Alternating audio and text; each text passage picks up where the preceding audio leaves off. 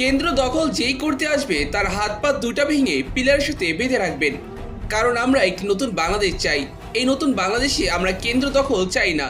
কড়া ভাষায় এমনটা জানিয়েছেন ঢাকা ৮ আসনের ১১ দলীয় ঐক্যজোটের প্রার্থী নাসির পাটোয়ারি। কেন্দ্র দখল যেই করতে আসবে তার হাত পা দুইটাই ভেঙে পিলারের সাথে বেঁধে রাখবেন, কারণ আমরা একটি নতুন বাংলাদেশ চাই। নতুন বাংলাদেশে আমরা কেন্দ্র দখল চাই না। এছাড়া মাদক সেবনকারীদের মাদক খাওয়ার পরিবর্তে বুড়িগঙ্গার পানি খেতে বলেছেন এই প্রার্থী। ঢাবিতে গিয়ে এক দলের কর্মী মাদক সেবন করেছে। যদি বেশি খেতে ইচ্ছা করে তাহলে বুড়িগঙ্গার পানি খান, কিন্তু মাদক সেবন করবেন না। এছাড়া নাসির পাটোয়ারি দাবি করেছেন রাতের আধারে একদল তার ব্যানার ও পোস্টার ছিঁড়ে ফেলেছে। সেই সাথে তিনি বলেছেন নির্বাচন কমিশনের নিয়ম অনুযায়ী একজন প্রার্থী 20টি বিলবোর্ড লাগাতে পারবে, তবে তার প্রতিপক্ষ অগণিত বিলবোর্ড লাগাচ্ছে।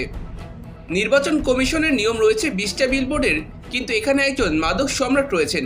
উনি শত শত বিলবোর্ড লাগিয়েছেন। এই টাকাগুলো কোথা থেকে আসে? মাদক বিক্রির টাকা নাকি চাঁদাবাজির টাকা? আমরা এটা প্রশ্ন রাখতে চাই।